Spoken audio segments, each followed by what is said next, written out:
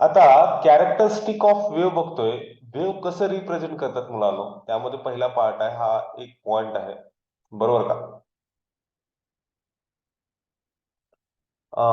ही जी line आहे मुलांनो, direction of propagation म्हणूयात आपण. ही जी लाईन आहे ना, ही लाईनला काय म्हणूयात? डायरेक्शन ऑफ प्रोपोगेशन म्हणूयात. Direction of propagation.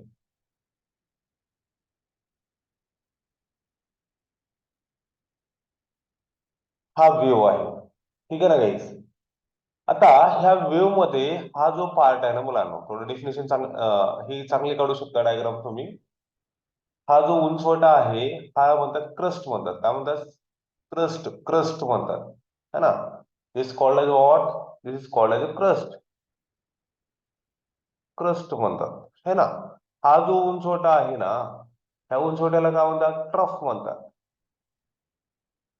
काय म्हणतात? ट्रफ म्हणतात. हा पण उंचवट्याला काय म्हणतात? ट्रफ म्हणतात. This called as a crest, this called as a trough. ठीक आहे ना? आता ह्यामध्ये पहिली डेफिनेशन आहे मुलांनो, the first definition from this chapter, ती आहे वेवलेंथ म्हणजे काय.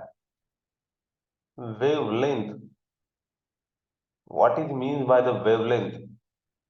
सी, डिस्टन्स बिटवीन, ही जो आहे ना, दोन उंचवटे आहेत ना, हा जो डिस्टन्स आहे, distance between two consecutive crust or distance between the two consecutive trough, that distance is called as wavelength, is denoted by lambda.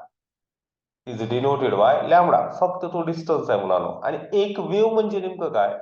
एका वेव्ह मध्ये एक क्रस्ट असतो, हा एक क्रस्ट आहे आणि एक ट्रफ आहे. इथपर्यंत आपला काय झाला? एक वेव्ह झाला. इथून हा क्रस्ट आहे, इथून हा ट्रफ आहे, हा दुसरा वेव्ह झाला. म्हणजे ही जी तुम्हाला वेव्ह रिप्रेझेंट केलेला आहे, एका वेव्ह मध्ये एक क्रस्ट असतो आणि एक ट्रफ असतो, ठीक आहे ना?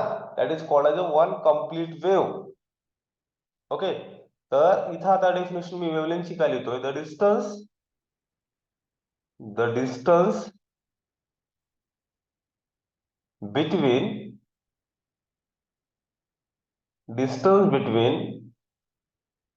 To neighbouring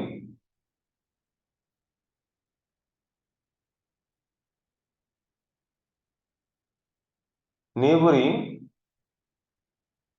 crust or trough,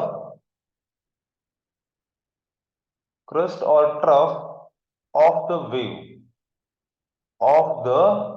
wave is called as a wavelength.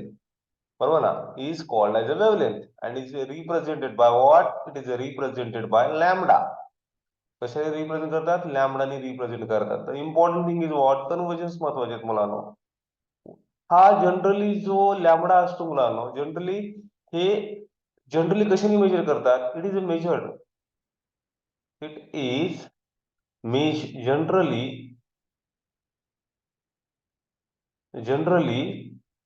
measured in a degree angstrom. A not जे लिहितात ना, ए नॉट म्हणजे काय असतं? एंगस्ट्रॉन. काय असतं? एंगस्ट्रॉम. हे ए नॉट न म्हणतात, म्हणजे डिग्री एंगस्ट्रॉन, एंगस्ट्रॉम. ओके ना? हा युनिट असतं, बरोबर का? हे झालं मोठं युनिट. ह्याला ऑर इन एनएम पण डिनोट करतात. एनएम म्हणजे काय? नॅनोमीटर. एनएम म्हणजे काय? नॅनोमीटर. लक्षात घ्या, डिग्री एंगस्ट्रॉम आणि नॅनोमीटरनी पण रिप्रेझेंट करतात. याचे कन्व्हर्जन्स बघायचे मुलांना, लक्षात घ्या. कन्व्हर्जन्स, कन्व्हर्जन्स मध्ये नेमकं काय शिकायचं आपल्याला? ठीक आहे ना? कन्व्हर्जन्स मध्ये 1 नॅनोमीटर इज इक्वल टू 10⁻⁹मीटर. 1 नॅनोमीटर इज इक्वल टू 10⁻⁹मीटर. 1 degree angstrom is equal to 10⁻⁻10 metre. ठीक आहे ना?